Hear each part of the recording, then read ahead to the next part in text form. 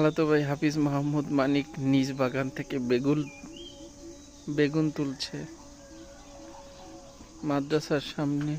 এই যে তার শিক্ষার্থী বেগুন তুলে আমাকে সে দেবে বড় খালা এবং খালুকে খাওয়ানোর জন্য। আপনাকে দেখাচ্ছি, ভিডিও করছি, আপনাকে প্রুফ রাখতেছি, প্রুফ।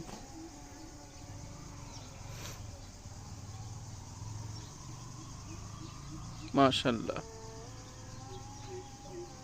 জাযাকাল্লাহ মিন খায়রান।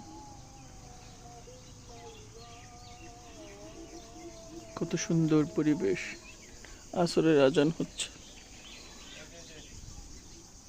কালো বেগুন, এতক্ষণ ছিল লাল বেগুন, এখন হচ্ছে কালো বেগুন।